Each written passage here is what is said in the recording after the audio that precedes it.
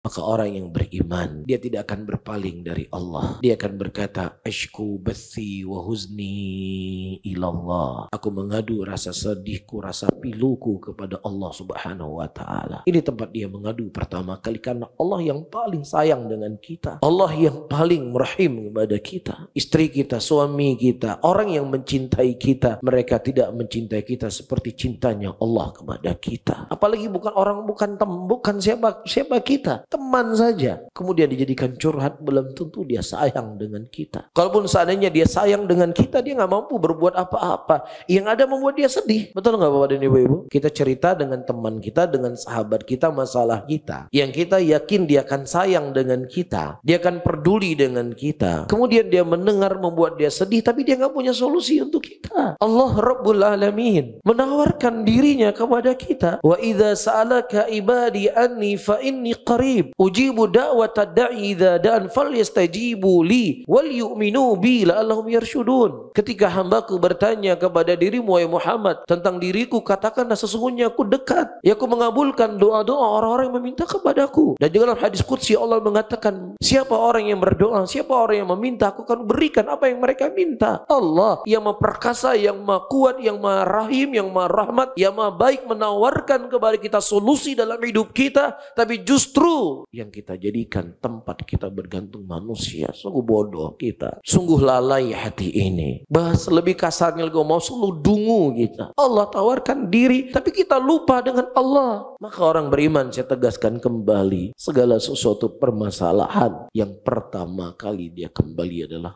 Allah Rabbul Alamin. Karena Allah sebaik-baik penolong. Bismillahirrahmanirrahim. Assalamualaikum warahmatullahi wabarakatuh. Alhamdulillah. Alhamdulillahi hamdan katsira thayyiban mubarakan fih.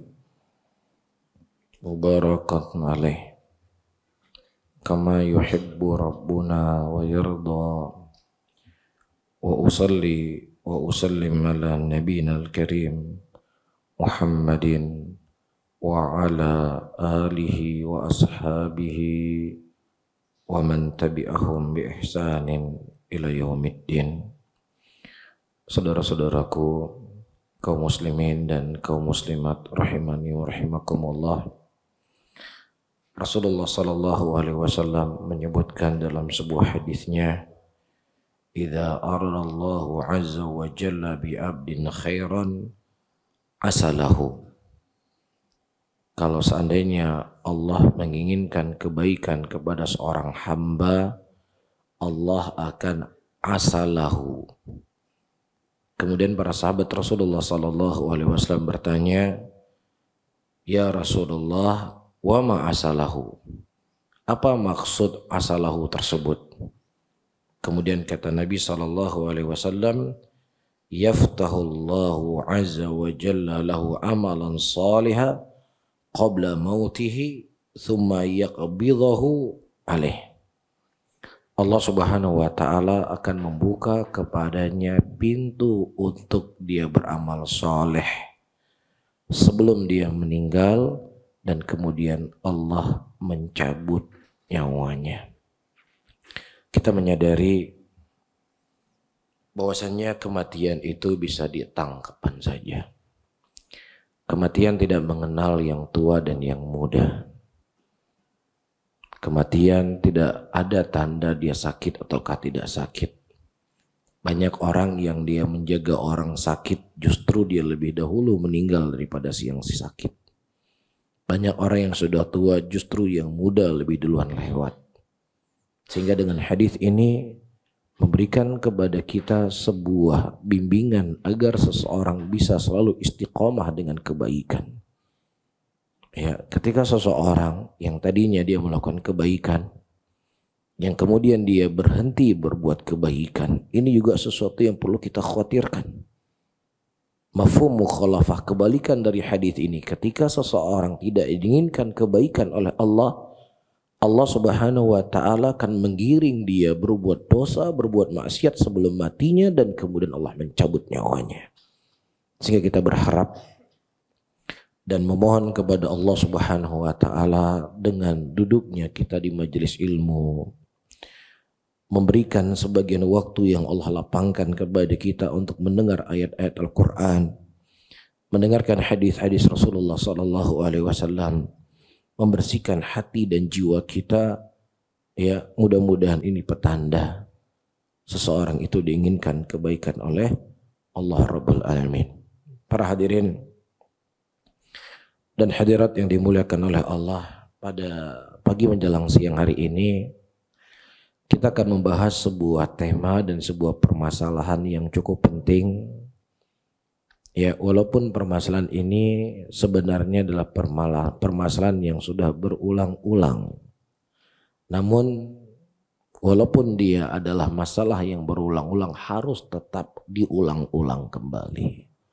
Kenapa? Pertama, hati yang kita punya ini dialah yang akan menemani kita dalam kubur. Dialah yang akan menemani ketika kita bertemu dengan Allah Subhanahu wa taala. Harta yang kita jaga siang dan malam hari ini, harta yang kita kejar siang malam hari ini, hanya terbawa di badan kita kain kafan. Kalau dihitung rupiah hanya beberapa puluh ribu rupiah saja. Ya. Allah Subhanahu wa taala mengatakan dalam ayatnya, yauma la yanfa'u malun wala banun illa man atallaha biqalbin salim. Suatu hari yang tidak akan bermanfaat dari harta dan anak-anak yang dimiliki oleh seseorang, kecuali siapa yang datang kepada Allah dengan hati yang selamat. Anak kita, dia hanya akan mengantarkan kita ke liang lahat. Harta kita akan berhenti di luar perkarangan kuburan. Perhiasan-perhiasan yang ibu-ibu pakai, kalau seandainya suami nanti menikah lagi, mungkin akan diberikan kepada istri yang baru. Rasulullah sallallahu alaihi wasallam menyebutkan dalam hadisnya, idza mata ibnu adam ittaba janazatu thalatha. Ketika meninggal seorang anak manusia, maka akan mengikuti jenazahnya 3 perkara. Wa yarji' itsnan wa yabqa wahid. Yang 2 itu akan kembali dan 1 akan bersamanya. Yang akan kembali adalah hartanya dan keluarganya. Yang bersamanya itulah amalan soleh, hati dan kolbunya. Nah, ketika kita menyadari apa yang telah dikhabarkan oleh Nabi SAW, maka orang yang cerdas, orang yang pintar, dia akan lebih menjaga hatinya, melebihi dari apapun yang dia miliki dari kehidupan dunia ini. Kemudian yang kedua, para hadirin dan hadirat yang dimuliakan oleh Allah, kenapa kita harus mengulang-ulangi pembahasan hati? Lianna salahal qalbi salahalil badan wal jawarih jami'an. Ketika baiknya hati kita, maka akan baik pula badan kita, akan baik seluruh anggota tubuh kita. Kalau ibu-ibu sudah mulai mengeluh hidup bersama suami, sudah mulai mengeluh tentang ekonomi, ya sudah berkurang rasa syukur. Ya, sebenarnya bukan nikmatnya berkurang. Sebenarnya bukan kenyamanan itu berkurang, tetapi hati kita sudah mulai sakit. Hati kita sudah mulai jauh dari Allah. Hati kita sudah ada noda-noda hitam, sehingga memberikan dampak pada lisan kita, memberikan dampak pada tubuh kita. Begitu juga bapak-bapak, ya, suka marah-marahin istrinya, ya, suka ngomel, suka terkadang membuat hal-hal yang tidak baik kepada istri. Sebenarnya bukan istri yang kurang melayani kita, tapi hati kita. Hati kita yang mungkin sudah semakin jauh dari Allah. Kenapa saya katakan demikian? Rasulullah sallallahu alaihi wasallam menyebutkan hadisnya, ala wa inna fil jasadil mudghah idza salahat salahal jasadu kulluh wa idza fasadat fasadal jasadu kulluh wa yal qalbu. Ya hadis ini nggak perlu saya artikan karena semua kita sudah paham. Tetapi kita tidak hanya memahami hadis ini dengan tekstualnya saja. Tetapi kita ingin memahami hadis yang saya baca tadi, kita aplikasikan dalam hidup kita. Kenapa ya telinga saya sekarang lebih suka mendengar ghibah daripada mendengar kajian? Kenapa ya lisan saya hari ini lebih suka mencela daripada berzikir? Kenapa ya mata saya lebih suka melihat hal yang diharamkan oleh Allah daripada melihat ayat-ayat Allah? Ya, maka ingat dengan hadis ini, berarti ada yang salah dengan hati saya. Berarti ada yang salah dengan kolbu saya. Nah, kalau seandainya ada yang salah dengan hati dan kolbu kita, apa yang harus kita lakukan? Kita berobat. Di mana obatnya? Bukan di psikiater, di masjid. Mendengar kajian, mendengarkan ayat-ayat Allah, mendengarkan hadis-hadis Rasulullah SAW, walaupun itu terkadang sesuatu yang sudah sering kita dengar. Kemudian yang ketiga, kenapa kita harus membahas hati? Ya, bagaimana menghidupkan hati, bagaimana menjaga hati? Li'annal qalba, dikarenakan hati itu adalah tempat akal dan tempat pengingat. Ya, seseorang didatangkan ayat Al-Quran, didatangkan bencana, didatangkan musibah, diberikan kepadanya ujian. Kalau seandainya dia tidak memiliki hati, tidak bisa dijadikan itu sebagai pelajaran. Makanya Allah Subhanahu wa taala menyebutkan di dalam ayatnya, ya, laqad dara'na li jahannama katsiran minal jinni wal ins. Atau sebelumnya Allah mengatakan inna fi dzalika ladzikra liman kana lahu qalbun. Sesungguhnya pada perkara tersebut ada peringatan. Apakah pada ayat-ayat syariahnya Allah berupa Al-Quran, ataukah ayat-ayat kauniyahnya Allah dari ujian, dari cobaan, dari bencana, ya, dari hal-hal yang kita hadapi dalam hidup kita. Kata Allah, itu semuanya akan bisa memberikan peringatan bagi orang yang punya hati. Yang punya hati di sini maksudnya punya hati secara ma'nawi, bukan secara hissiyah. Karena semua kita yang hadir di sini secara hissiyah kita punya hati. Karena kalau nggak punya hati, nggak punya jantung, kita nggak bisa hidup. Tetapi yang diinginkan oleh Allah Subhanahu wa taala adalah al-ma'nawi. Orang yang beriman, ketika dia mendapatkan ujian dan cobaan dari Allah Subhanahu wa taala, pasti dia tidak akan pernah jauh dari Allah. Karena dia menjadi kekuatan saya ketika saya lemah adalah Allah.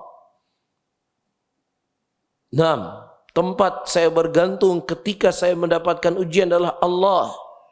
Dan dia akan selalu menjadikan pelajaran dalam hidupnya setiap ujian yang Allah berikan. Disebutkan para hadirin dari orang-orang yang ikut terlibat di dalam fitnah, dituduhnya Aisyah radhiyallahu taala anha sebagai pelacur. Disebutkanlah di antara namanya adalah Hamnah, seorang sahabiah. Di awal perkara, dia ikut terlibat di dalam penyebaran berita hoax Aisyah itu pelacur. Kemudian Allah Subhanahu wa taala setelah sekian bulan menurunkan ayat di dalam Al-Qur'anul Karim untuk mensucikan nama Aisyah radhiyallahu taala anha. Dan Hamnah ini berkata, semenjak hari itu aku tidak mau lagi berbicara tentang aib manusia. Ya, pelajaran. Pukulan yang keras untuk dirinya. Menuduh. Oh, ini ya.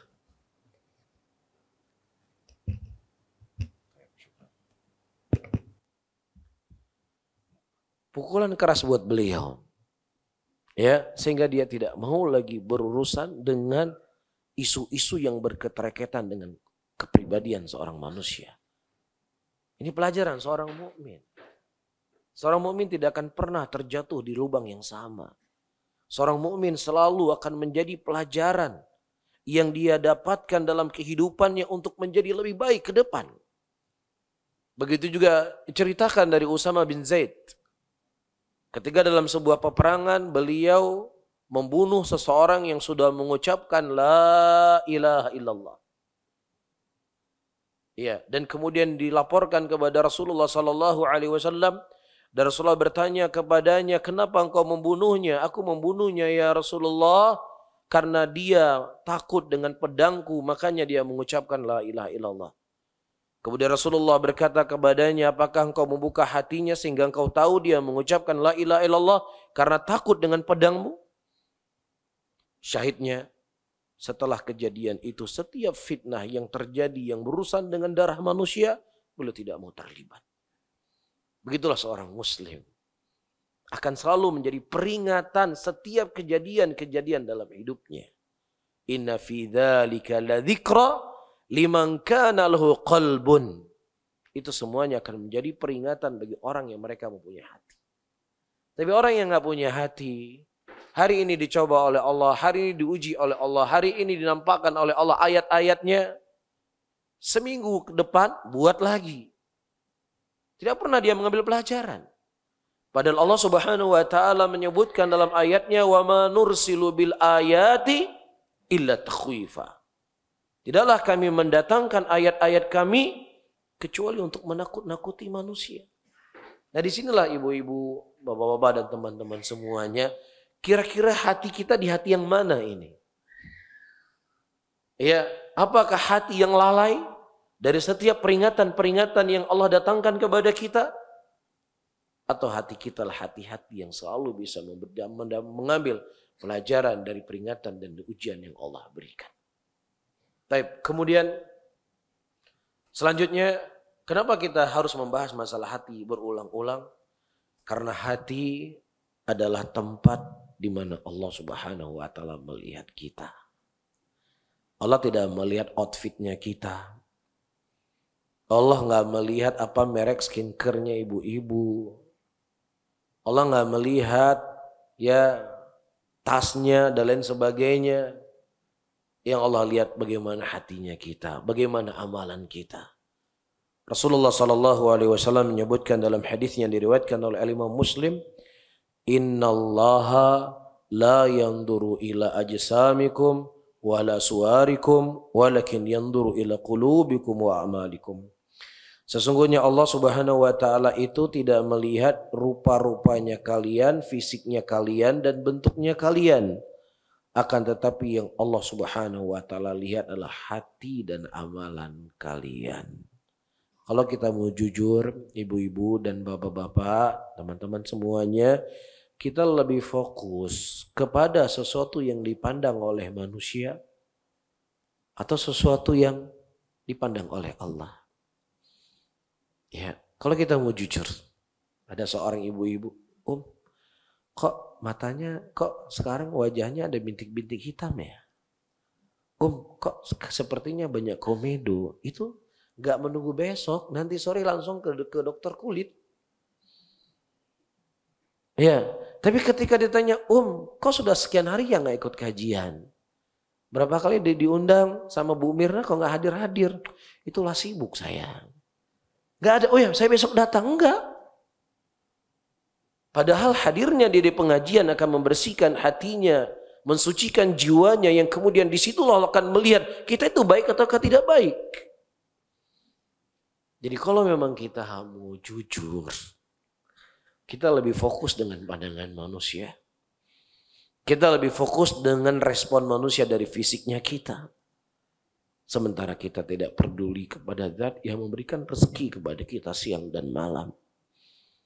Kita acuh dengan zat yang selalu memberikan kasih sayang kepada kita. Padahal kalaupun seandainya kita tidak beriman, kita tidak beribadah kepadanya, kita tidak bertakwa kepadanya, tidak akan mengurangi kedudukan Allah Rabbul Alamin. Tidak mengurangi kemuliaan Allah. Allah tetap mulia, Allah tetap agung. Apakah Allah diibadahi ataukah Allah tidak diibadahi? Ini hal yang perlu kita ketahui. Bapak dan ibu-ibu, terlebih kita-kita yang sudah berumur di atas 40 tahun. Kita yang sudah berada di atas umur 50 tahun, ya harus lebih membenah diri. Bukan berarti yang 20 tahun tidak membenah diri. Kita yang sudah umur di atas saya sebutkan tadi, lebih dekat dengan ajal. Lebih dekat dengan kematian. Ya, dan sudah mulai kelihatan ada kekurangan dari fisik kita. Makanya disebutkan oleh para ulama, orang yang umurnya sudah 40 tahun telah datang kepadanya dua peringatan. Peringatan yang pertama sama seperti umurnya masih 20 tahun, Rasul SAW mendatangkan kabar gembira, mendatangkan kabar peringatan. Nah, kita yang sudah berumur 40 tahun dan 50 tahun, Allah datangkan kepada peringatan dari fisik yang kita miliki hari ini. 5-10 tahun yang lalu ketika naik ke Masjid Salman Al-Farisi, lutut nggak merasa sakit. Sekarang udah mulai sakit lutut. Itu petanda. Itu petanda dari Allah. Kamu jangan lalai lagi. Ketika kita berada depan cermin, ya yang tadinya semua rambut kita, semua jenggot kita hitam, sekarang sudah mulai tumbuh putih. Ini tanda semuanya Bapak dan Ibu-ibu. Kamu tidak lama lagi tinggal di dunia. Kamu akan segera berakhir, segera akan bertemu dengan Allah. Persiapkan persiapan yang lebih matang. Makanya nanti di akhirat, di dalam surga, umur seseorang tidak bertambah. Umurnya itu hanya 33 tahun, tidak bertambah. Karena tidak perlu ada ujian, tidak perlu ada pelajaran. Tidak perlu ada peringatan, tetapi di dunia ini karena hidup kita sementara, kasih sayang Allah kepada kita, kita diberikan umur yang tua. Jadi bukan Allah Subhanahu wa taala tidak mampu menciptakan kita selalu kuat, bukan. Bukan Allah tidak mampu menjadikan kita selalu sehat, selalu muda, bukan, Allah mampu. Tetapi kasih sayang Allah Subhanahu wa taala menjadikan kita kembali lemah di masa tuanya kita sebagai bentuk sayangnya Allah kepada kita agar kita mempersiapkan kematian lebih matang. Apapun yang Allah tentukan dalam kehidupan ada hikmah yang sangat besar. Tapi terkadang manusia bisa melihatnya dan tidak bisa melihatnya. Maka bersyukurlah orang-orang yang bisa melihat ya penciptaan Allah Subhanahu wa taala pada dirinya. Kemudian selanjutnya para hadirin dan hadirat, al-qalb, kenapa kita harus membahas hati berulang-ulang? Karena hati itu adalah tempat niat. Nah, sementara dari pagi sampai malam dan bahkan seluruh hidupnya kita adalah untuk ibadah kepada Allah. Inna salati wa nusuki wa mahyaya wa mamati lillahi rabbil alamin. Sesungguhnya salatku, hidupku, matiku, sembelihanku semuanya untuk Allah. Nah, ibadah yang kita lakukan setiap hari sepanjang hidup kita itu membutuhkan niat. Dan sebanyak apapun ibadah yang kita lakukan, kalau seandainya tidak disertai niat ikhlas kepada Allah Subhanahu wa taala, maka itu tidak akan bermanfaat sama sekali. Sehingga kita butuh selalu menjaga hati kita. Ya, selalu kita harus berikan nutrisi dalam hati kita. Karena ketika hati kita sudah kosong, hati kita tidak kita berikan nutrisi, hati kita tidak kita berikan vitamin, maka kita khawatir ibadah-ibadah yang kita lakukan tersebut mulai bergeser. Mulai berharap sanjungan manusia. Mulai berharap pujian manusia. Dan terkadang syaitan mendatangi manusia dari hal-hal yang tidak dibayangkan oleh manusia. Seorang suami bangun di malam hari untuk sholat malam. Ya, yang tujuannya adalah ikhlas kepada Allah. Sedang sholat, sedang asyik-asyiknya membaca Al-Quran dalam sholat. Tiba-tiba terdengar suara pintu toilet terbuka. Istrinya bangun. Yang kadang istrinya tidak tahu kalau suaminya sedang sholat. Dia ke toilet tidur lagi. Si suami mulai berkata, bersyukur sekali istri saya punya suami seperti saya. Laki-laki soleh yang selalu menjaga sholat malam. Sebelumnya nggak pernah terfikir dia akan mengucapkan kalimat seperti itu. Tapi begitulah syaitan mendatangi manusia di detik-detik tanpa kita duga. Hancur semua salat malamnya. Pak istrinya nggak paham. Istrinya kita mau salat malam, nggak salat malam, tetap dia cinta sama kita. Tapi begitulah syaitan. Makanya di sini dibutuhkan hati selalu kuat. Karena dia tempat niat. Ya, dia tempat dibangun semua ibadah yang kita lakukan. Ya, yang apabila rusak hati kita, maka akan rusak dari niat-niat ibadah yang kita lakukan. Kalau rusak niat ibadah yang kita lakukan, hancur semua ibadah kita. Kemudian selanjutnya para hadirin yang dimuliakan oleh Allah, wa mautin as-sakinah wa tuma'ninah lil mu'minin. Hati itu adalah tempat ketenangan seorang mukmin. Ya, hati itu adalah pengontrol emosi seorang mukmin. Hati itu adalah dorongan untuk seseorang bersyukur dari nikmat yang Allah Subhanahu wa taala ataukah ujian yang Allah berikan kepadanya. Ibu-ibu secara khusus pasti pernah mendengar kisah Aisyah radhiyallahu taala anha dituduh berzina. Kisah yang sangat mengharukan. Bagi kami laki-laki yang membaca itu cukup mengharukan, dan ibu-ibu karena sama-sama wanita pasti akan lebih merasakan perasaan seorang istri, seorang wanita dituduh sebagai penzina. Sampai-sampai Aisyah radhiyallahu taala anha berkata, ketika aku pulang dalam perjalananku, aku sakit selama 1 bulan. Dan aku melihat Nabi SAW tidak seperti biasanya. Yang mana biasanya Rasulullah memberikan menampakkan kasih sayang yang besar kepadaku. Tapi pada hari itu Rasul hanya mengucapkan salam, bertanya khabarku, dan kemudian beliau pergi. Sakit buat seorang Aisyah. Ada apa gerangan? Ya, akhirnya terdengar desas-desus.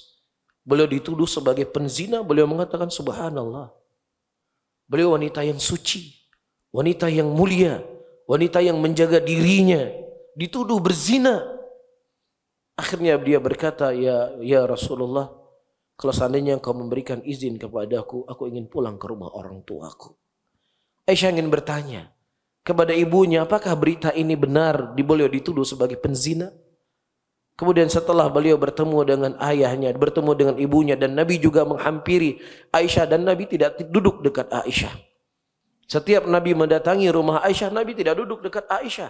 Yang biasanya Rasulullah SAW tidur di pangkuan Aisyah, dan terkadang wajah Aisyah di pundak Rasulullah SAW. Tetapi itu tidak dilakukan oleh Nabi SAW. Di tengah beratnya, besarnya ujian yang Aisyah radhiyallahu taala dapatkan, beliau hanya berkata, mudah-mudahan Allah Subhanahu wa taala memberikan jalan keluar kepada saya.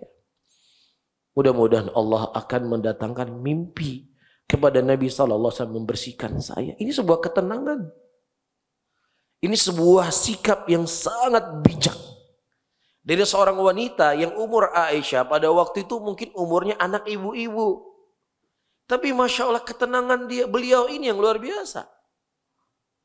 Selalu menyerahkan ini kepada Allah. Akan ada suatu saat Allah akan membersihkan nama saya.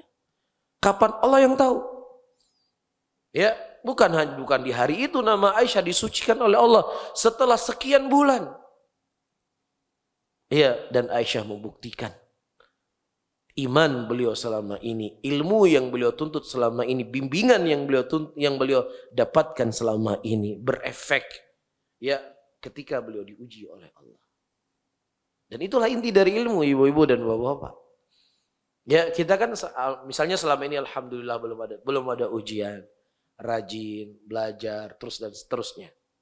Akan datang nanti besok, minggu depan, bulan depan, ujian itu akan datang kepada saya, datang kepada ibu-ibu, datang kepada bapak-bapak.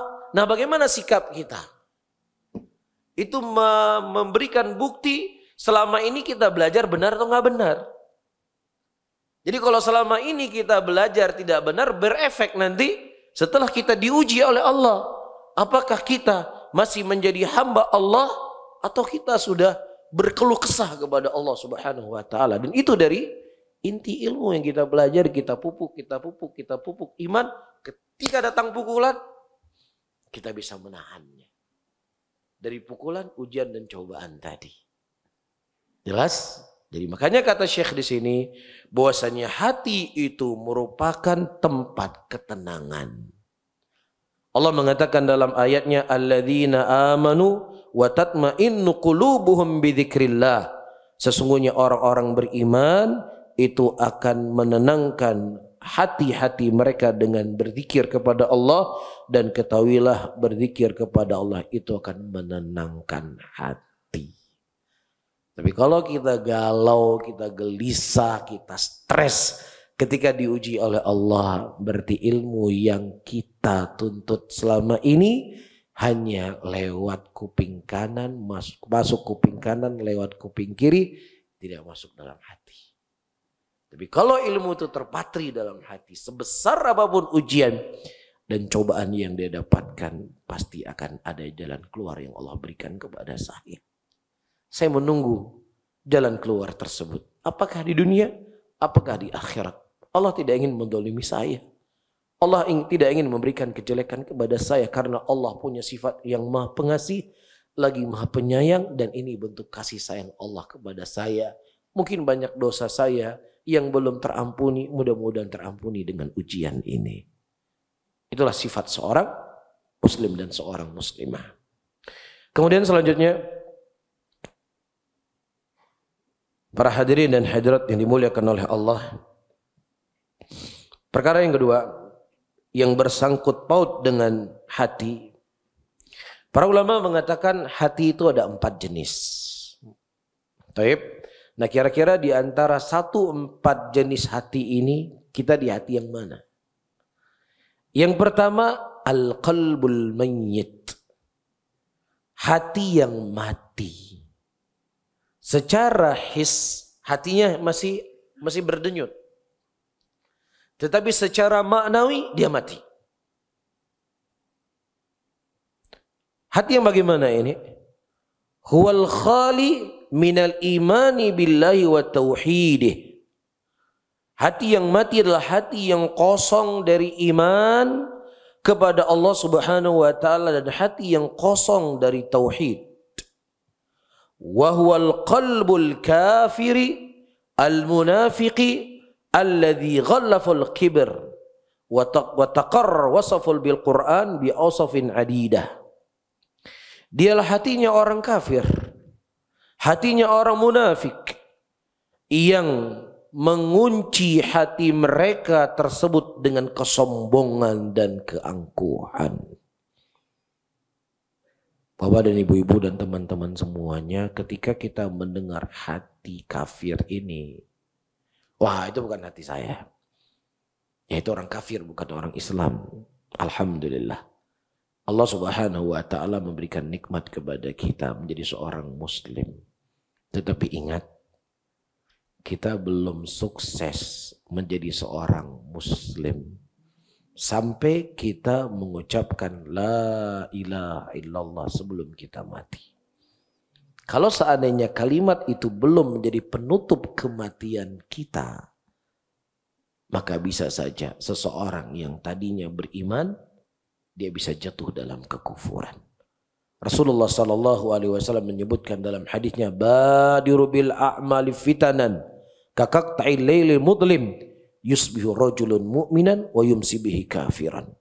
Segeralah kalian beramal sebelum datang potongan malam, potongan fitnah seperti malam yang gelap gulita. Seseorang yang di pagi harinya dia beriman, di sore harinya dia sudah kafir. Ini peringatan Rasulullah SAW. Dan terjadi di zaman Nabi. Ada seorang Nasrani sebagaimana diceritakan oleh Imam Muslim dalam sahihnya. Dia berislam di hadapan Rasulullah, berteman dengan Abu Bakar, berteman dengan Umar, berteman dengan Utsman. Ia hidup di lingkungan yang baik. Bahkan Rasulullah SAW mempercayakan kepadanya menulis wahyu. Dan kemudian laki-laki ini murtad dari agama Allah Subhanahu wa taala, iyadzan billah. Dia tidak hanya murtad, dia menghina Nabi Muhammad sallallahu alaihi wasallam, menghina Rasulullah. Dia mengatakan tidaklah yang diucapkan oleh Muhammad itu kecuali saya yang dikte dia itu. Jadi Al-Quran itu semua itu dari saya sebenarnya. Kalian dibohong-bohongin sama si Muhammad. A'udzubillah. Tidak hanya murtad, mencela Rasulullah yang tadinya melihat wajah Nabi. Dipercayakan oleh Nabi untuk menulis Al-Quran. Kalau seandainya itu bisa terjadi kepada dia, maka sangat mungkin itu terjadi pada saya dan kepada kita semuanya. Oleh karena itu jihad yang paling besar, yang dengannya kita harus berjihad, menjaga keimanan dan keislaman yang ada dalam hati kita. Sekali berimam Ahmad selalu membasahi lisan beliau, Allahumma amitni alal Islam wa sunnah. Ya Allah, matikanlah aku di atas Islam, matikanlah aku di atas sunnah. Ini yang sering terucap di mulut Imam Ahmad karena kekhawatiran hati manusia bisa berpaling dari hati keimanan kepada hati kekufuran. Taib. Kemudian yang kedua, ya, al-qalbul marid. Jenis hati yang kedua adalah hati yang sakit. Kalau tadi hati mayit, hati yang mati. Ini dia masih hidup tapi sakit. Nah, bagaimana hati yang sakit? Huwal qalbul ladzi fihi aslu tauhidi wa badratul imani walakin taghallabat alail amradu syahwat wa syubuhat.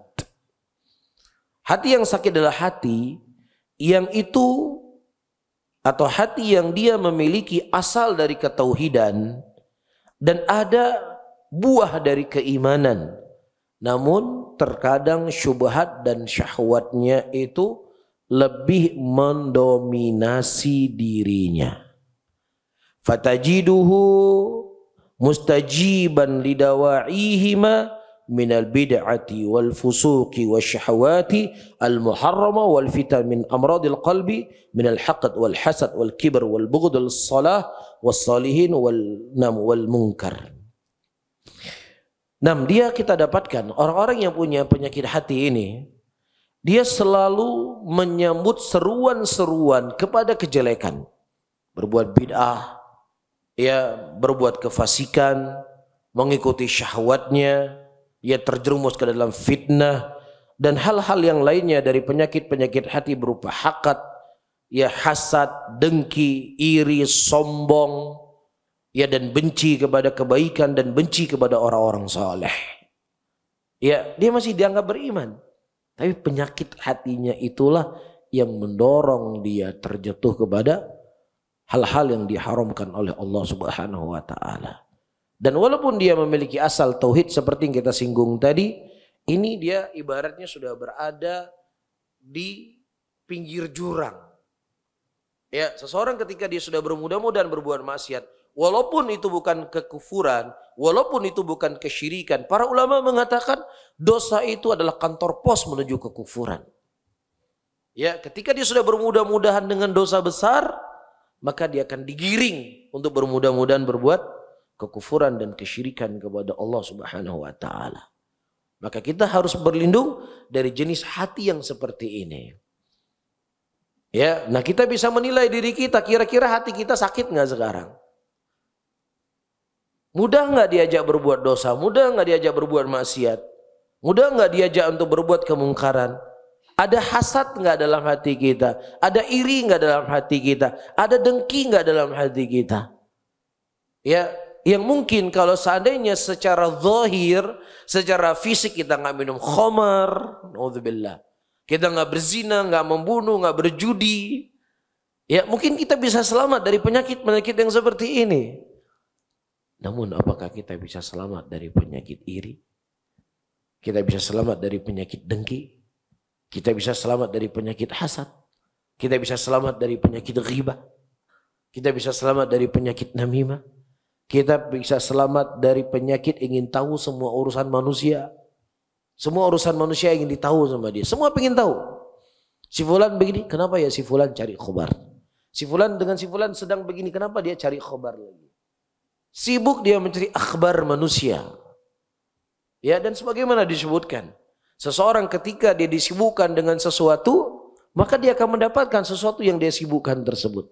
Makanya disebutkan dari kisah Aisyah radhiyallahu taala anha dituduh sebagai penzina setelah beliau pulang dari peperangan bersama Rasulullah sallallahu alaihi wasallam. Beliau sakit selama 1 bulan dan selama 1 bulan tersebut beliau nggak mendengar apa-apa. Ya, baru setelah beliau mulai sehat, pada waktu itu beliau pergi karena pada waktu toiletnya jauh, tidak di rumah. Beliau ditemani oleh seorang wanita dan ketika seorang wanita tersebut dia ibaratnya kesenggol ya, kecantol. Bisa orang jalan tiba-tiba jatuh, apa namanya? Kesandung.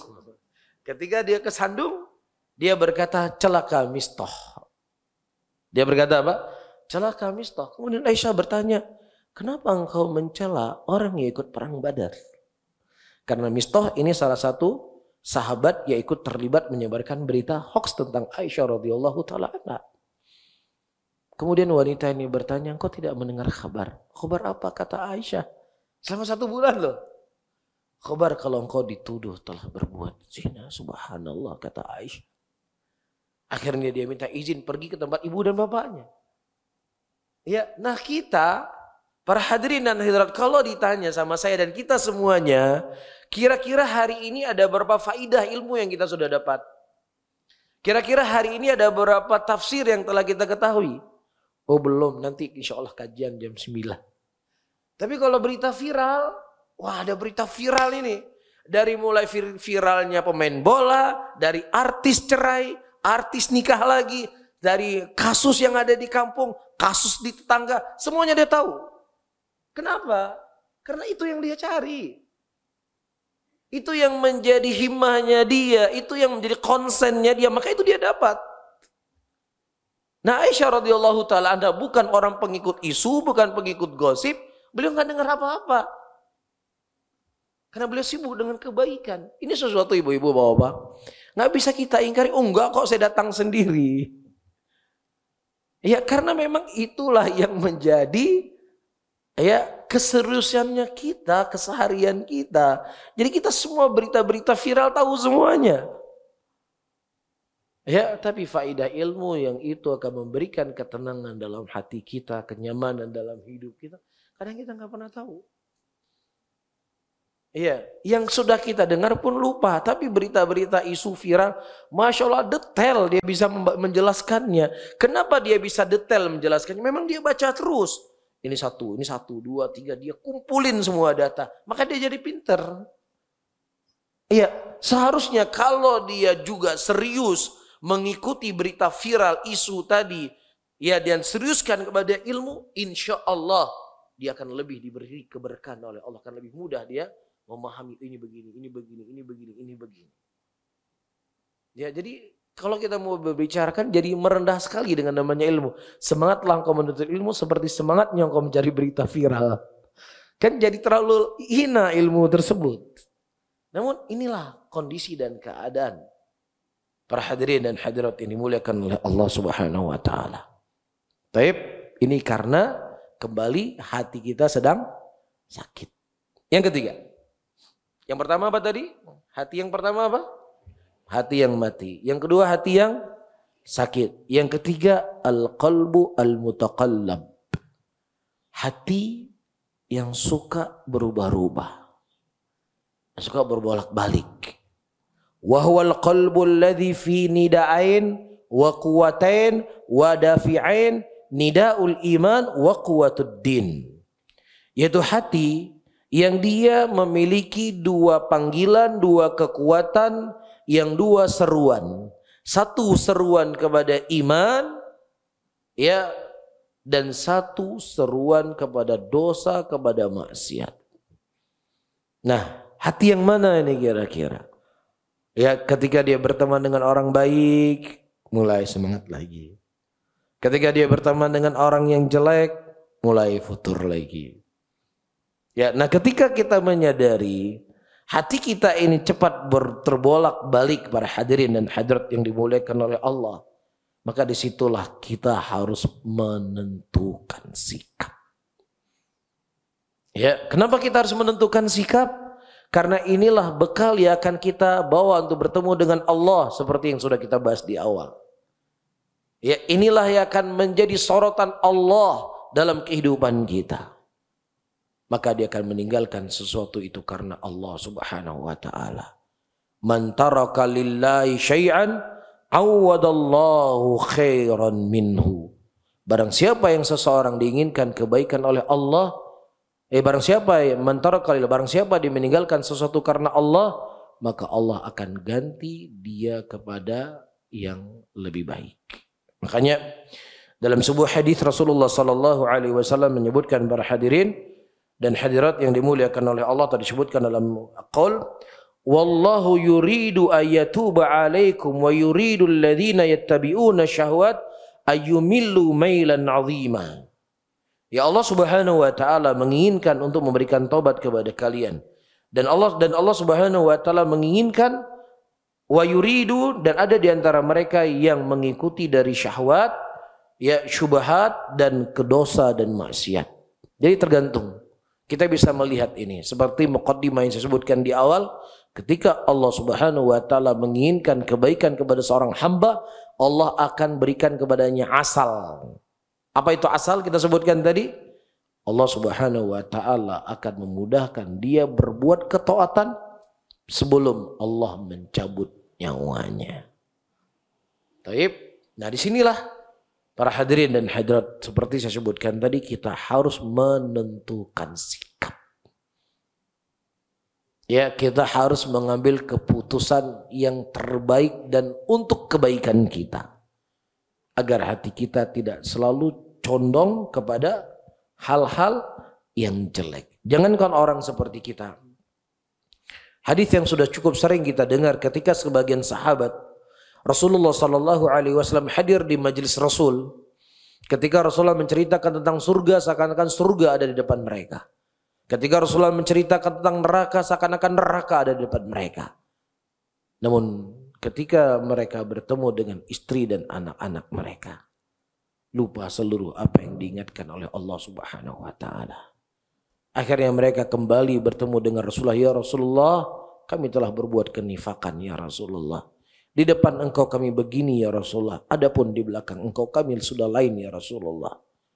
Kalau itu terjadi pada sahabat Rasulullah sallallahu alaihi wasallam, hidup di lingkungan yang baik, hidup lingkungan para sahabat, gurunya Nabi Muhammad sallallahu alaihi wasallam, mereka bukan tinggal di lingkungan seperti kita. Kita keluar dari masjid melihat aurat wanita, kita keluar dari masjid mendengar musik, kita keluar dari masjid melihat kemungkaran demi kemungkaran.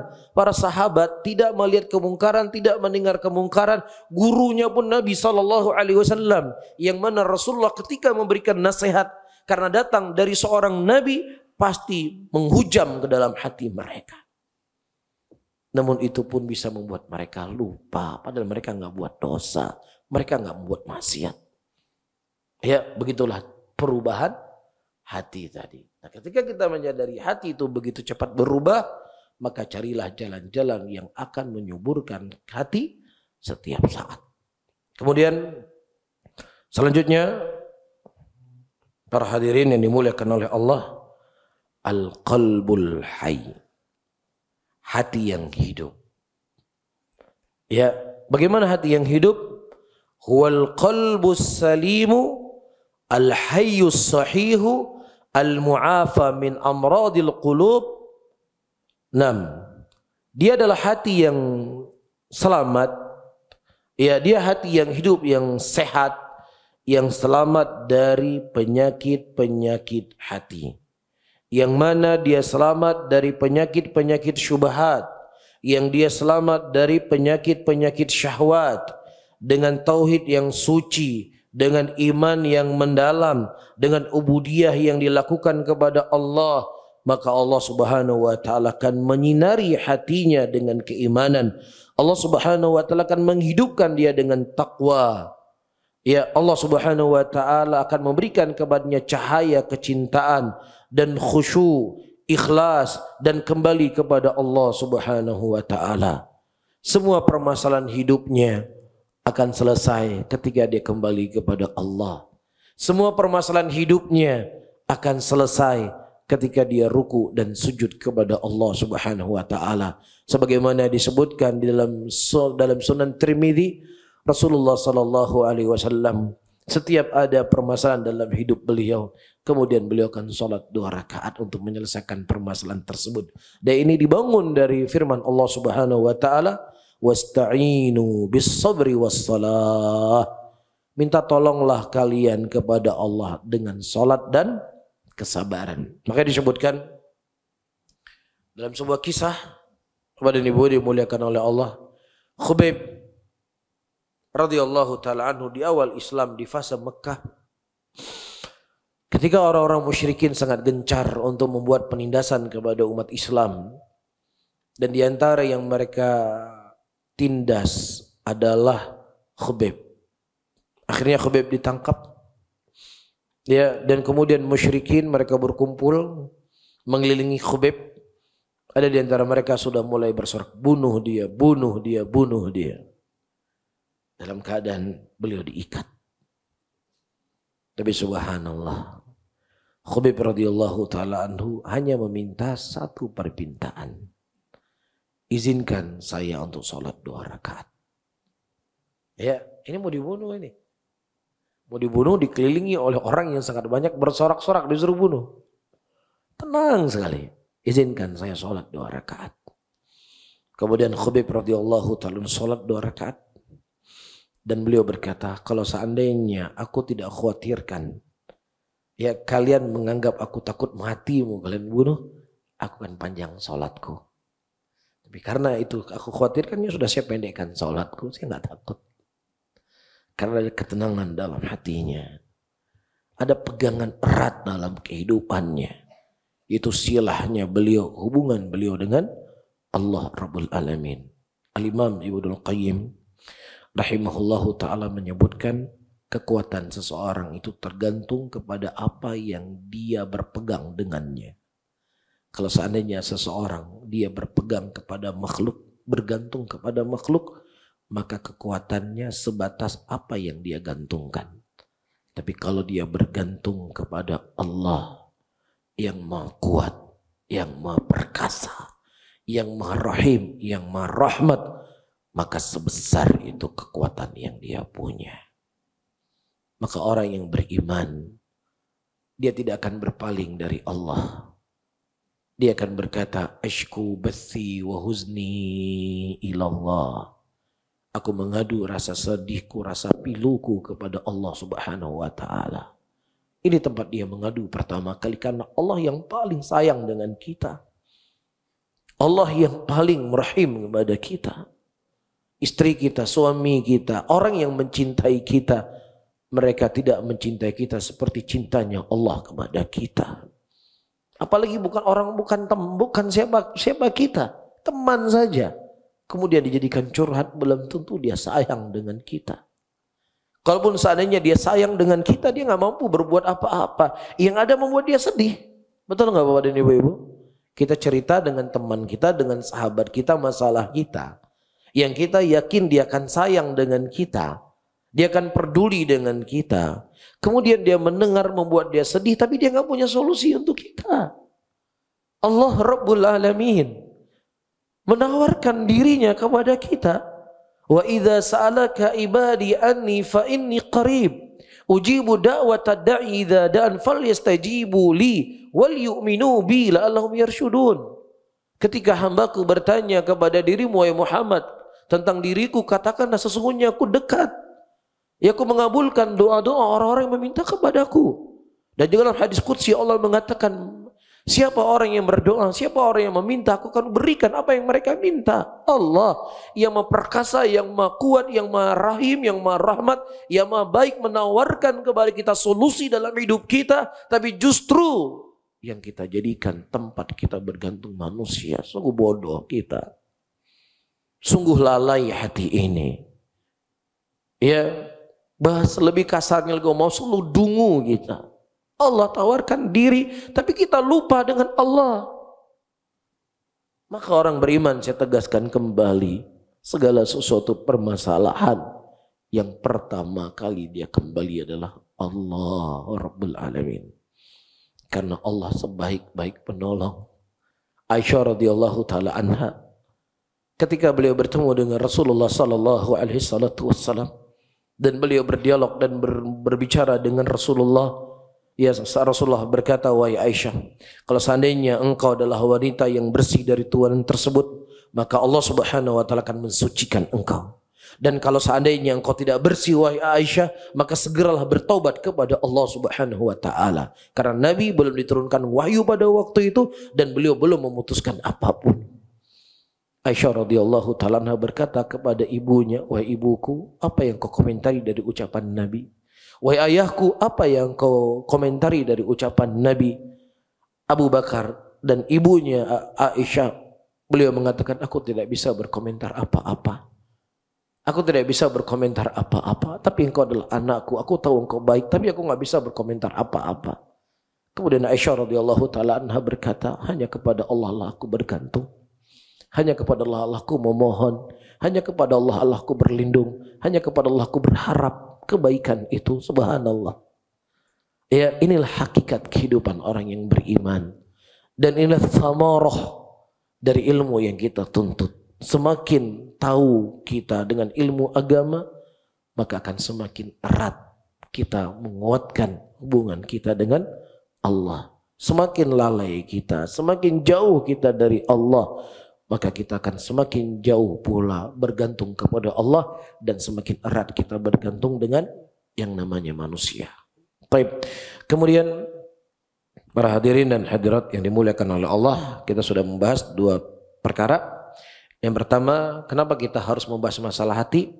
Yang kedua, kita sudah menyebutkan jenis-jenis hati.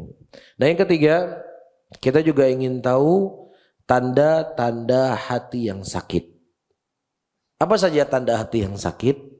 Ya, karena kalau kita bertanya kepada kita sendiri masing-masing, hati kamu sehat? Oh, sehat lah, buktinya saya sholat 5 waktu. Pasti kita akan merasa hati kita sehat. Ya, sebagaimana seseorang dalam masalah fisik, kamu sehat? Oh, sehat saya. Ketika diperiksa darah, ternyata kolesterolnya tinggi. Nggak taunya ada kanker. Ya, atau ada darah manis. Kadang-kadang kan itu nggak dirasa oleh seseorang. Baru terasa ketika apa? Ketika dia ke dokter, ketika dia ke lab. Nah, begitu juga dengan penyakit hati ini. Terkadang kita nggak merasa. Tapi ketika sudah difahas, sudah diperiksa, apa periksanya? Ya kita baca tanda-tanda hati sakit. Kira-kira ada nggak tanda-tanda ini sama saya? Dia nggak bisa diperiksa pakai darah.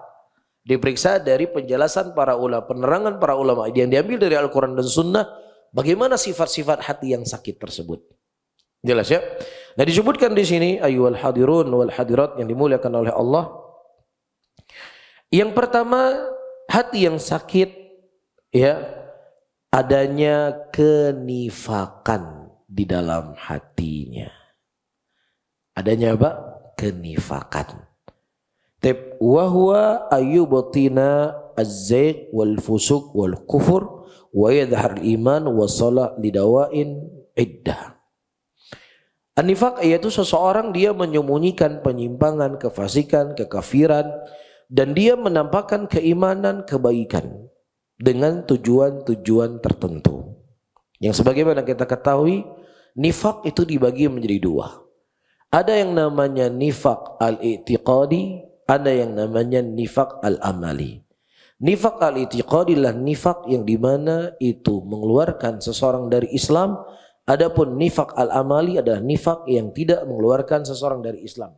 Ketika kita menyebutkan bahwasanya nifaq al-amali adalah nifaq yang tidak mengeluarkan seseorang dari Islam, bukan berarti ini sesuatu yang ringan, bukan sesuatu yang kecil, bukan sesuatu yang sepele, tetapi ini merupakan dosa di antara dosa-dosa besar. Mari kita lihat apakah hati kita hari ini bersih dari kenifakan ataukah tidak.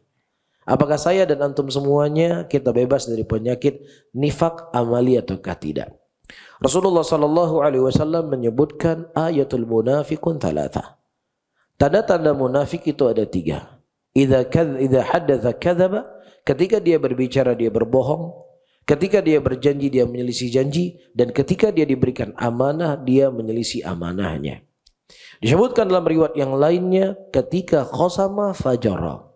Ketika dia itu berselisih maka dia akan bersikap fajir. Para hadirin dan hadirat, Kalau kita melihat dan membaca dari penjelasan para ulama, dari hadis-hadis, dari lafaz hadis yang saya sebutkan, dari ciri-ciri orang-orang yang memiliki kenifakan, itu masuk dalam bab yang sangat banyak. Saya sebutkan beberapa contoh dan beberapa lafaz yang disebut dalam hadis karena waktu kita sangat sempit. Di antaranya Rasulullah SAW menyebutkan ciri-ciri orang munafik adalah ketika dia diberikan amanah, ya dia menyelisih amanahnya. Taib, ini bukan hanya sebatas kita diberikan uang, diberikan modal, kemudian kita berdagang amanah atau tidak. Bukan hanya sebatas itu. Ya, ini cangkupannya banyak. Seorang suami diberikan oleh Allah Subhanahu wa taala seorang istri, itu amanah untuknya. Iya, begitu juga ibu dan ayah diberikan anak-anak oleh Allah Subhanahu wa taala dan itu amanah untuk dirinya. Suami istri yang dia punya suami, yang dia harus menjaga batasan-batasan sebagai seorang istri yang punya tanggung jawab kepada suaminya, itu juga amanah yang Allah amanahkan dan akan ditanya oleh Allah Subhanahu wa taala kelak di yaumul qiyamah. Dan di antara amanah yang paling besar adalah anak yang Allah berikan. Apakah anak kita ajarkan untuk taat sama Allah? Apakah anak kita ajarkan untuk patuh kepada Allah? Apakah anak-anak kita ajarkan mereka ini perkara haram nak, jangan dekati? Ini ibadah nak, semangat engkau beribadah. Ini amanah besar. Makanya dalam banyak hadis Rasulullah SAW mengancam orang-orang yang mereka tidak menjalankan amanah ini. Di antaranya kata Rasulullah SAW, dayuth. Ya, dayuth itu tidak akan pernah mencium yang namanya bau surga. Sementara surganya Allah telah tercium dengan perjalanan sekian dan sekian tahun lamanya. Siapa itu dayuth? Dayus orang tua yang mereka tidak memiliki kecemburuan ketika anaknya berbuat maksiat kepada Allah Subhanahu wa taala. Anaknya tidak sholat, dia nggak cemburu. Anaknya dibawa oleh laki-laki yang berbeda-beda setiap saat, walaupun nggak berbeda-beda, pulang jam 12 malam, dia juga nggak ada rasa cemburu. Ya, apapun dibuat oleh anaknya diberikan kebebasan. Anda telah berkhianat, Anda pantas untuk dicap pengkhianat terbesar. Ya, kullukum ra'in wa kullu ra'in mas'ulu an ra'iyatih.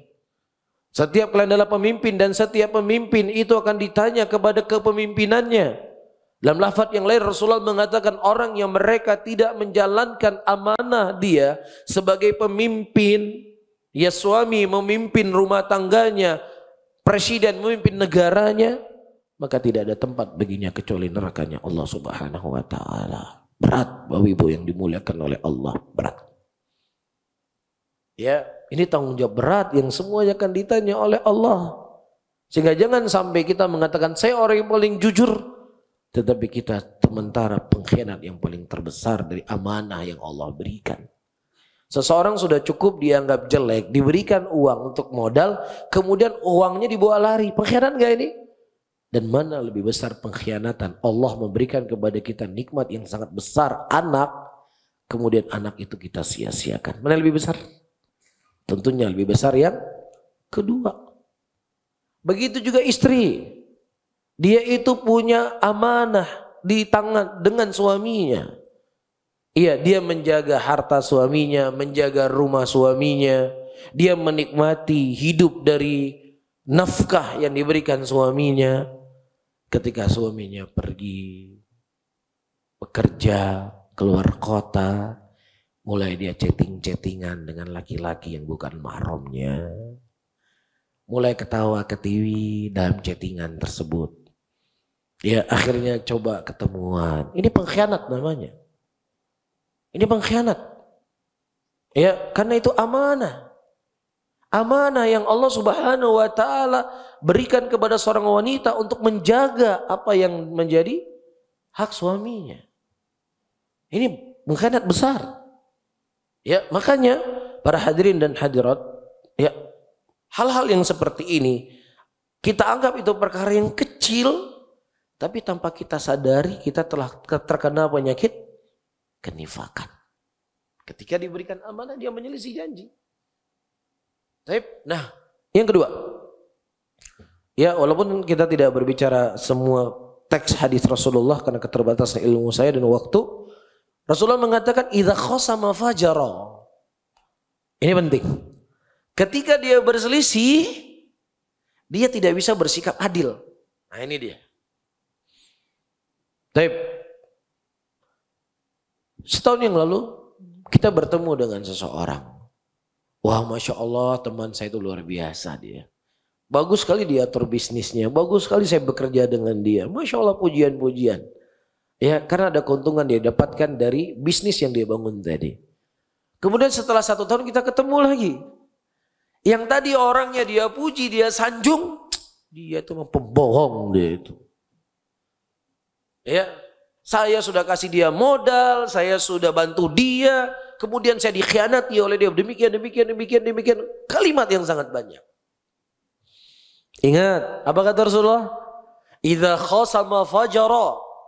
Ketika dia itu berselisih, dia bersikap fajir, nggak pernah adil. Jadi ketika Aisyah radhiyallahu taala anha, para hadirin dan hadirat yang dimuliakan oleh Allah, ya, ketika waktu beliau dituduh sebagai wanita penzina, ada sebagian sahabat Rasulullah sallallahu alaihi wasallam yang mengatakan bahwasannya kami tidak mengetahui dari Aisyah kecuali orang yang baik. Dia wanita yang salehah, itu yang kami ketahui sebelum turunnya wahyu.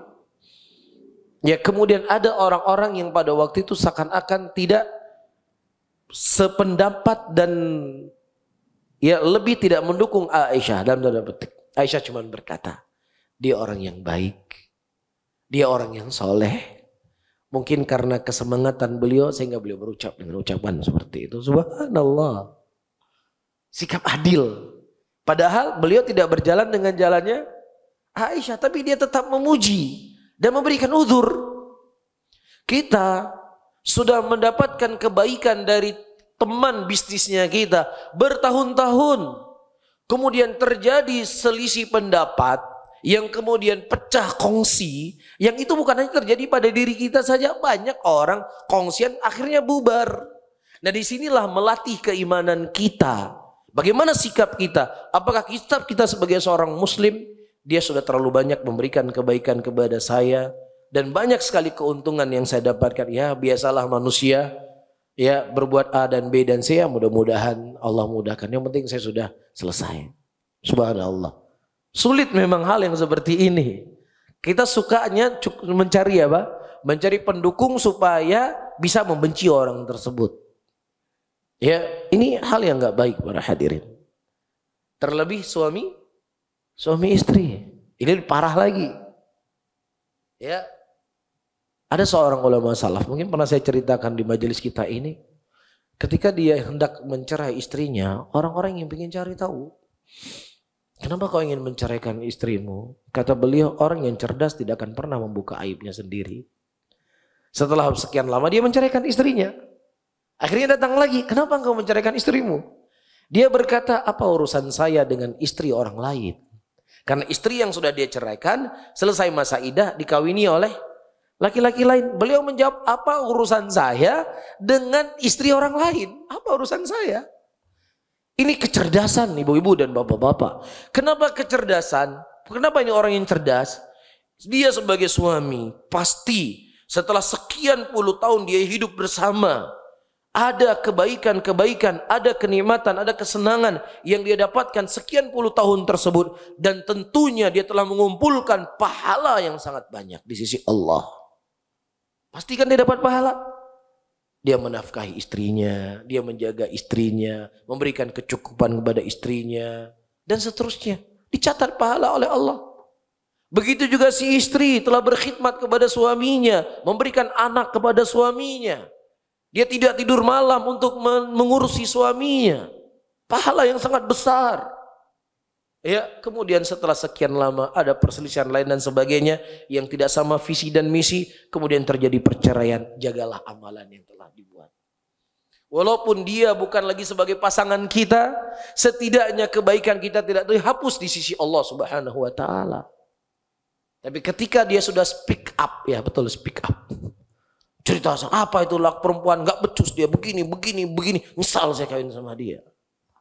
Ya akhi, klarifikasinya Anda, ya omongan Anda tentang istri Anda kepada orang lain, itu tidak akan mengubah apapun kecuali menghilangkan amalan Anda. Maka orang yang cerdas dia akan selalu bersikap dengan sikap yang bijak. Idza khasama fajara, ketika berselisih dia akan berbuat kefajiran. Ini sifat munafik. Adapun orang yang beriman, dia sudah banyak berjasa dalam hidup saya. Yang namanya manusia bisa berbuat A, bisa berbuat B, ya sudah kita tutup semuanya. Mudah-mudahan Allah memperbaiki saya dan memperbaiki dirinya. Masya Allah. Tenang gak hidup kita? Hidup kita akan tenang. Bapak-bapak dan ibu-ibu, seseorang ketika dia punya masalah, ya masalah yang kecil, ketika dia sering menceritakan kepada orang lain, ya itu masalah tidak akan pernah hilang dan akan menjadi membesar. Apalagi masalah besar dalam hidupnya, cerita ke sana, cerita ke sana, yang tentunya komentar orang macam-macam akan semakin membuat besar, dan itu tidak akan pernah menyelesaikan masalah. Allah telah membuat jalur kepada kita, punya masalah mengadu sama Allah, perbaiki diri, banyak istighfar, sibukkan dengan hal yang baik, itu cepat hilang. Tapi kalau kita curhat sana, curhat sini, komentarnya macam-macam. Kok gitu ya suaminya ya, padahal memang repot laki-laki sekarang ini. Padahal tadi sudah mulai tenang. Ya, curhat sana panas lagi. Betul enggak? Hah? Betul enggak? Ini enggak membuat kebaikan buat hidup kita. Ini kaidah. Sesuatu itu ketika diulang-ulang terus masalah kita semakin besar. Enggak ada ketenangan buat hidup kita. Ya, tinggal kita berwudu. Ya, berdoa sama Allah, ya Allah, aku mengadu kepadamu, ya Allah, saya begini, ya Allah. Baca Quran, insya Allah akan tenang hidup kita. Ya, ketika ditanya sama orang, kenapa alhamdulillah, ala kulli hal. Ya, insya Allah itu akan lebih menyelesaikan permasalahan dalam hidup kita. Ketika kita sudah mulai berbicara, syaitan di situ akan masuk. Yang tadinya kita tidak punya maksud, dia goda, akhirnya kita mencela mantan suami, yang akhirnya kita mengatakan saya menyesal hidup bersama dia, saya begini. Dia sebutkan semua kebaikan-kebaikan yang harusnya itu akan menjadi hal yang membuat dia bahagia bertemu dengan Allah, dengan amalan tersebut, hilang semuanya. Tidak ada manfaat sama sekali. Baik, nah, Allah Ta'ala alam bisawab. Kemudian kajian kita sampai jam berapa? Bu Mirna? Oh terserah. Tapi selanjutnya para hadirin dan hadirat yang dimuliakan oleh Allah, di antara tanda-tanda orang, mungkin saya cukupkan, tanda-tanda hati yang sakit disebutkan di sini, panjangnya angan-angan, ya kemudian dia ria, kemudian dia itu semangat untuk berbuat dosa dan berbuat maksiat. Ya, dan juga disebutkan dia benci dengan orang-orang saleh. Ya, dan juga bentuk dari kerasnya hati dan sakitnya hati. Ya, hatinya sedang sakit, tidak berpengaruh ketika dia membaca ayat-ayat Allah, tidak berpengaruh ketika dia mendengar nasihat, dan juga dari tanda-tanda penyakit hati, kesombong, angkuh, dan juga malas untuk membaca Al-Quranul Karim. Yaitu tanda-tanda orang-orang yang memiliki sakit hati, yang hatinya sakit. Adapun hati yang hidup, ya, di antara tanda-tanda hati yang hidup, para hadirin dan hadirat disebutkan di sini, ketika dia berbuat kesalahan, ketika dia berbuat kekeliruan, dia segera bertaubat kepada Allah Subhanahu wa taala. Dia tidak menunggu nanti, di detik itu dia akan segera beristighfar kepada Allah Rabbul Alamin. Sebagaimana diceritakan dari kisah Abu Bakar As-Siddiq setelah Allah menurunkan ayat mensucikan Aisyah radhiyallahu taala anha, ya, di antaranya yang ikut terlibat adalah Mistah ibnu Utsatsah, dan ini kerabatnya Abu Bakar As-Siddiq, dan dia yang membiayai hidup Mistah ketika dia berhijrah ke kota Madinah. Kemudian kata Abu Bakar, aku tidak akan pernah memberikan bantuan lagi kepadanya karena dia telah menuduh anak saya berbuat zina. Di detik itu Allah menurunkan ayat menegur Abu Bakar As-Siddiq untuk tetap memberikan bantuan kepada Mistah ibnu Utsatsah. Kemudian Abu Bakar As-Siddiq mengatakan sam'an wa ta'atan billah. Aku mendengar dan taat kepada Allah dan aku bertaubat kepada Allah Subhanahu wa ta'ala. Itulah sifat-sifat orang-orang yang beriman. Dia selalu bertaubat kepada Allah dari kesalahan yang dia lakukan. Kemudian yang kedua, ya tanda-tanda orang-orang yang memiliki hati yang hidup, dia selamat dari penyakit hasad, selamat dari penyakit dengki, selamat dari penyakit iri, karena dia menyadari segala sesuatu yang ada di muka bumi ini dari kenikmatan adalah pembagian Allah Subhanahu wa ta'ala. Allah yang membagi, Allah yang memberikan, Allah yang menahan, Allah yang melapangkan, bukan dari kita, semua itu dari Allah. Wa ma min dabbatin fil ardi illa 'ala Allah rizquha. Tidak ada satupun yang berjalan di muka bumi ini kecuali itu adalah pemberian dan rezeki yang diberikan oleh Allah. Ya, maka orang yang hasad sebenarnya mereka sedang protes kepada pembagian Allah. Itu harus digarisbawahi ibu-ibu. Ya, dia diberikan kelapangan rezeki oleh siapa? Allah. Allah yang memberikan kepadanya, tokonya maju, tokonya ini, dan itu siapa? Allah. Kemudian kita berkata, ya seharusnya itu saya yang dapatkan, bukan dia yang dapatkan. Seakan-akan kita protes, ya Allah seharusnya itu milik saya, bukan milik dia. Bahaya, ini bukan dosa kecil, ini dosa besar. Ini dosa besar ibu-ibu dan bapak ini dimuliakan oleh Allah. Kita protes kepada Allah. Ya, maka jauhi penyakit ini. Ya, orang yang bersih hatinya dia tidak akan pernah merasa cemburu dari pemberian yang Allah berikan kepada saudaranya. Ada seorang sahabat Rasulullah yang dia mendatangi Nabi dan Nabi berkata dia sebagai penghuni surga. Ya, kemudian ditanya apa amalan sahabat ini sehingga Rasulullah mengkhabarkan dia sebagai penghuni surga dalam keadaan dia masih tinggal di dunia. Dia berkata, aku tidak pernah merasa cemburu, tidak pernah merasa iri, tidak pernah merasa dengki dari kelebihan yang Allah berikan kepada saudaraku muslim. Subhanallah. Ya, dan sebenarnya ibu-ibu yang dimuliakan oleh Allah, bukan tidak ada kenikmatan yang kita dapatkan, tetapi kita sibuk melihat kenikmatan orang lain dan kita buta dengan kenikmatan yang kita punya. Ya, jadi dua konsep hidup yang perlu kita terapkan dalam hidup kita.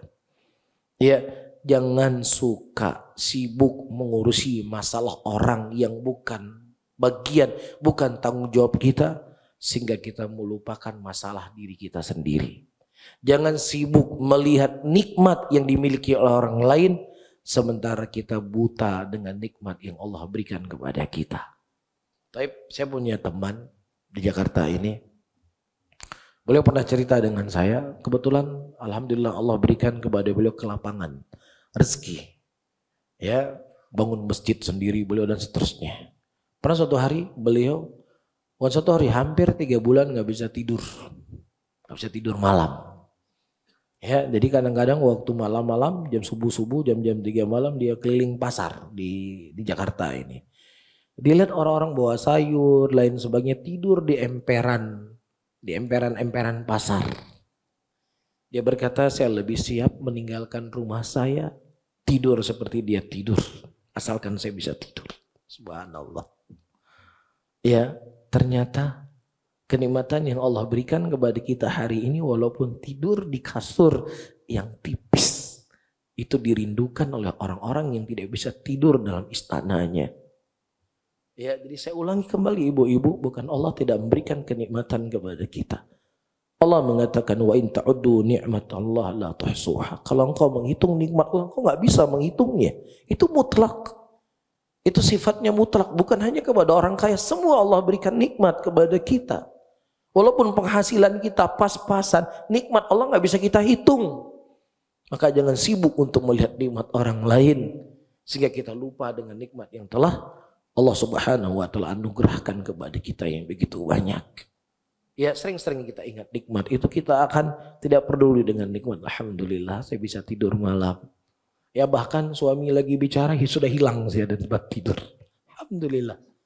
Ini kenikmatan yang sangat besar. Belum lagi kita berbicara nikmat-nikmat Allah yang lainnya. Sehingga kesalahan kita, ibu-ibu dan bapak-bapak, Kesalahan kita, kita hanya memandang nikmat itu berapa gaji 1 bulan. Itu jadi masalah. Ya, sebesar apa rumah yang kita punya, seberapa banyak mobil yang kita miliki, itulah yang menjadi kesalahan kita. Sehingga kita tidak bisa bersyukur kepada Allah. Kita hanya memandang nikmat ini hanya sebatas ini. Saya juga punya teman, ibu-ibu, bapak-bapak. Beliau punya kakaknya dokter top spesialis. Dokter spesialis di sebuah kota. Ya, dia sudah berobat ke Belanda, ke India, ke hampir seluruh dunia di mana bisa berobat dia datangi. Beliau punya penyakit kanker. Jadi beliau ketika makan itu makannya pakai selang ke dalam perutnya. Apa membuat beliau menangis? Ya, membuat beliau menangis ketika melihat orang makan. Ya, mungkin makan tempe atau makan apa saja. Itu membuat beliau menangis.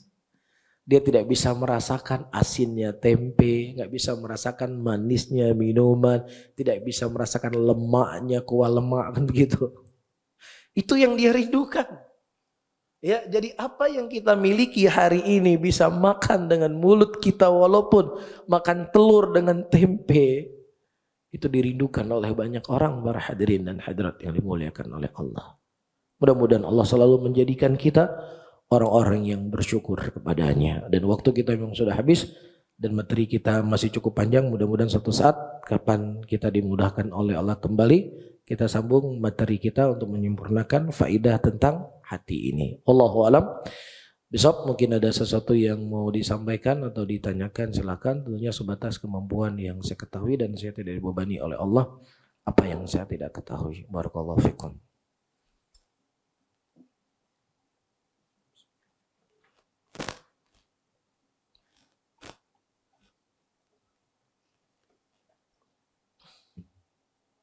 Oh ya, boleh, silakan Ibu.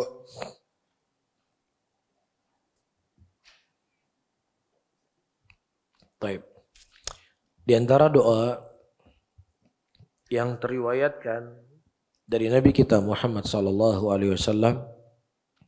sebagaimana diceritakan oleh Ummu Salamah dan istri-istri Rasulullah yang lainnya, ya muqallibal qulub, tsabbit qalbi ala dinik. Ya muqallibal qulub, tsabbit qalbi ala dinik. Ya Allah, Zat yang membolak-balik hati manusia, maka kokohkanlah aku di atas agamamu. Ya, ini adalah sebaik di antara doa-doa yang baik untuk kita ucapkan. Saking seringnya Rasulullah membaca doa ini, ya, para sahabat berkata, ya Rasulullah, apa engkau takut kepada kami ya Rasulullah? Dalam keadaan kami beriman kepada engkau dan beriman dengan apa yang engkau datang dengannya. Rasulullah berkata, iya saya takut. Karena hati manusia di antara jari jemari Allah yang Allah bolak-balik sekehendak Allah Rabbul Alamin. Nah, kalau seandainya Rasulullah khawatirkan itu kepada para sahabatnya dalam keadaan mereka sudah dijamin masuk surga, dalam keadaan mereka dididik siang dan malam oleh Rasulullah, maka tentunya kita harus lebih khawatir pada diri kita dipalingkan hati oleh Allah Subhanahu wa taala. Wallahu a'lam bishawab. Ada yang lain?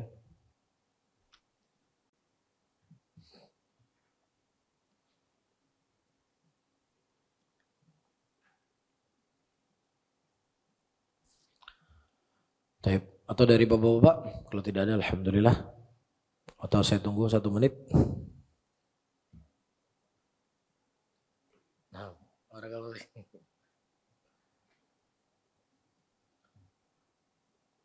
Nah, silakan. Waalaikumsalam.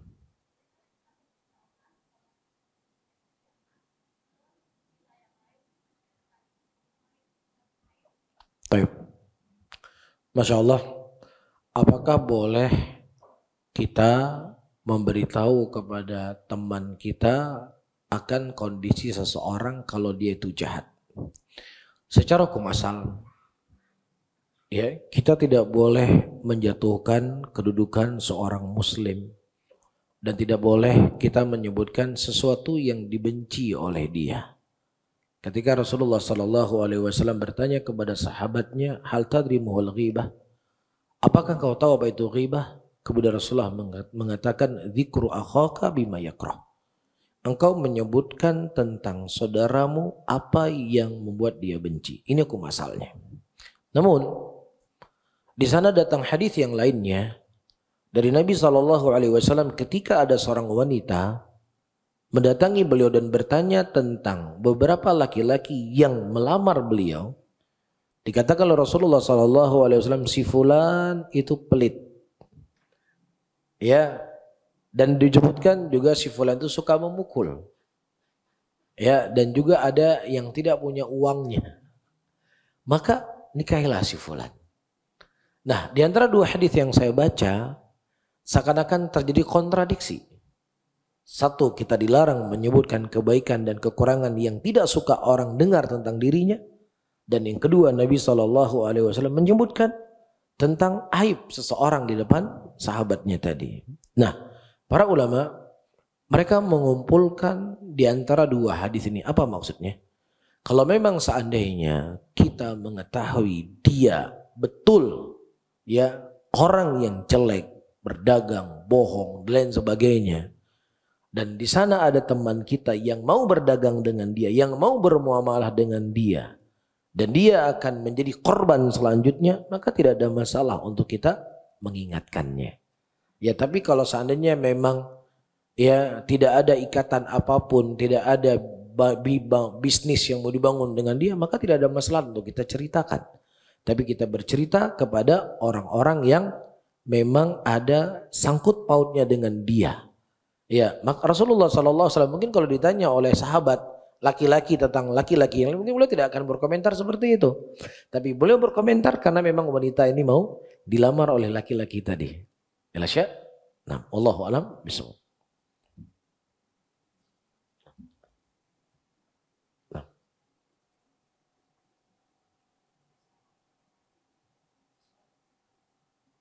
Baik.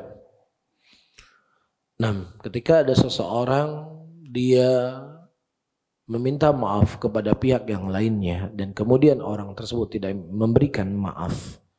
Ya, nah pertama para hadirin dan hadirat yang dimuliakan oleh Allah. Nah, kita ketahui bahwasanya hak manusia itu berat. Ya. Adapun hak Allah Subhanahu wa taala, Allah itu Maha Pengampun, Allah itu Maha Penyayang. Sehingga ada hal-hal yang apabila kita melakukan tidak sengaja, Allah maafkan. Tapi bukan berarti kita di sini menomorduakan haknya Allah, enggak. Tapi Allah itu Maha Pengampun. Seseorang ketika diperintahkan berpuasa, tiba-tiba lupa dia makan, ya sudah Allah maafkan. Ya, ketika dia sholat, ya kemudian lupa untuk berwudu, ya sudah kamu berwudu sholat lagi. Allah maafkan. Tapi kalau seandainya berurusan dengan manusia, kita mundurkan mobil kita, tiba-tiba kita tabrak mobil teman kita, pecah lampunya. Akhi, ukhti, saya nggak sengaja, afan, qadarullah. Iya, betul ini qadarullah, tapi mobil saya harus kamu ganti. Ya, itu hak manusia. Nggak bisa cuman afwan. Cuman qadarullah, nggak ada. Hak manusia itu diganti walaupun Anda tidak sengaja. Anda tidak berdosa karena tidak sengaja. Tapi ketika apapun kerusakan yang terjadi dari harta manusia oleh Anda ataukah anak Anda yang belum balik, harus diganti. Karena urusan manusia itu berat. Namun setelah kita berusaha untuk meminta maaf, istihlal dari saudara kita tersebut, ya, dan dia tidak memberikan maaf, kalau itu bentuknya ghibah, ya sebenarnya kalau itu bentuknya ghibah, kita suka menggibahi saudara kita, para ulama berselisih pendapat di sini. Apakah kita istihlal meminta maaf atau cukup kita menyebutkan kebaikan-kebaikan saudara-saudara kita yang kita ghibahi di tempat yang dulu kita ghibahi? Sebenarnya ulama mengatakan cukup. Tidak perlu dia istihlal. Karena terkadang ketika dia istihlal meminta maaf, itu masalah semakin besar. Afwan ya, saya sebulan lalu bilang kamu tuh cerewet, pelit. Ini ngomong buat saya begini ya. Yang tadinya dia nggak tahu apa-apa, akhirnya bertengkar. Makin marah dia, maka nggak ada maslahat di sini. Tapi kalau memang diketahui ada maslahat kita menyebutkan, dia tidak akan marah, sebutkan. Tapi kalau seandainya kita khawatirkan, maka kita sebutkan saja.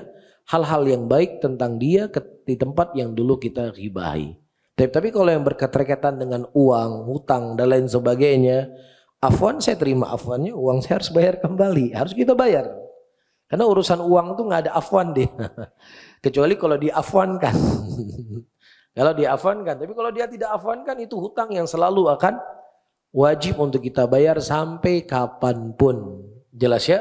Namun ya kalau memang dia tidak memberikan maaf yang bukan urusannya uang dan lain sebagainya, kalau seandainya seseorang sudah bertobat dengan taubatun nasuha dan dia telah menyesali apa yang dia lakukan dan dia sudah berusaha minta maaf, insya Allah nanti akan dimudahkan oleh Allah Subhanahu Wa Taala di yaumul qiyamah. Nah, wallahu alam bisawab. Karena disebutkan dalam sebuah hadis, setelah nanti di ujung sirat ada namanya qantarah. Ya, qantarah itulah tempat Allah Subhanahu Wa Taala membersihkan dosa-dosa manusia dari kezaliman yang pernah dilakukan dengan manusia. Di situ akan diselesaikan oleh Allah sehingga dia masuk dalam surga, sudah tidak ada lagi dosa yang ada pada dirinya. Wallahu a'lam. Nah, ada yang lain? Kalau tidak ada, saya tutup. Dari bapak-bapak? Nggak ada ya? Alhamdulillah. Tapi kalau tidak ada, saya tutup kajian di siang hari ini. Mudah-mudahan memberikan manfaat kepada. Nah. Oh ya, silakan. Ya. Nah.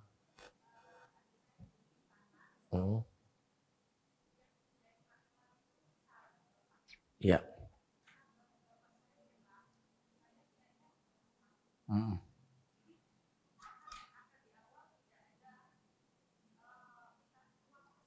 Ya.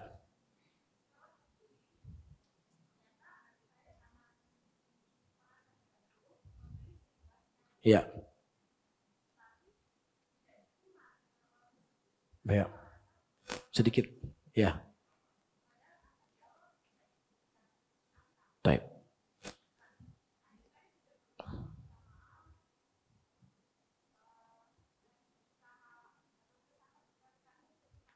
Ya.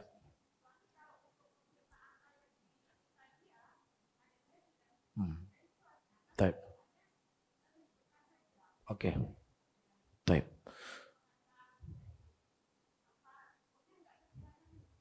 Baik. Masya Allah. Nah.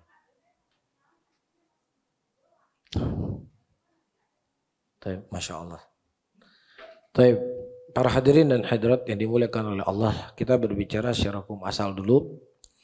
Ya, di dalam bahasa fikih, ya, agen itu namanya simsar atau dalal. Orang yang menunjuki ya sebuah barang yang mau dia beli. Ini secara hukum asalnya. Nah, berapa jatah yang dia dapatkan dari dalal tersebut?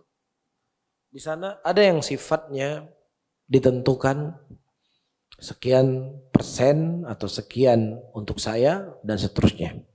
Nah, ketika tidak disebutkan jumlahnya sekian, maka itu kembali kepada uruf di masyarakat tersebut. Apa yang ada di uruf di masyarakat? Kalau misalnya saya menjual rumah dia, saya menunjukkan pembeli dan semisalnya saya dapat misalnya di sini berapa persen? 2%. Berapa persen kalau di Jakarta? 2,5%. Itu uruf ya. Walaupun nggak dilafatkan, maka dia mendapatkan. Ya, nah kalau kondisinya demikian, maka dia kembali ke uruf. Tapi kalau seandainya dia lafatkan, saya minta 20%. Kalau enggak, saya enggak mau. Berarti kan sudah disebutkan lafatnya. Tapi kalau seandainya dia tidak menyebutkan lafatnya, maka kembali kepada uruf.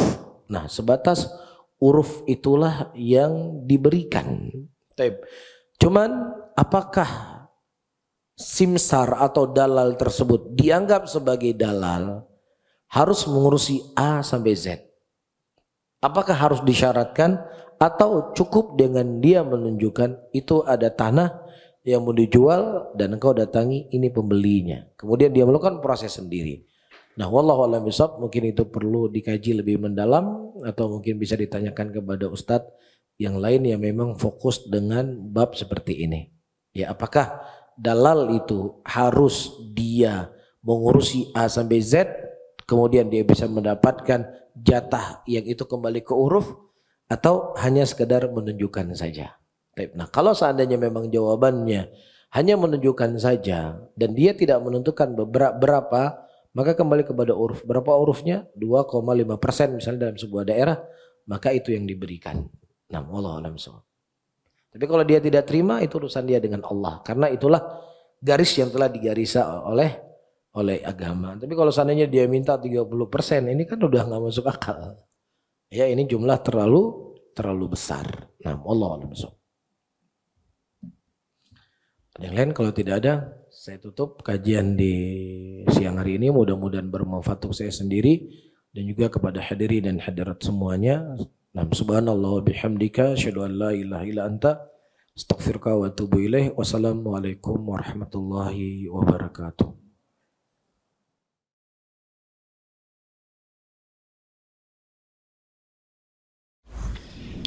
Jazakumullah khairan, barakallahu fikum. Video ini dibuat atas partisipasi dari donasi Anda. Semoga menjadi amal jariah bagi Anda semuanya.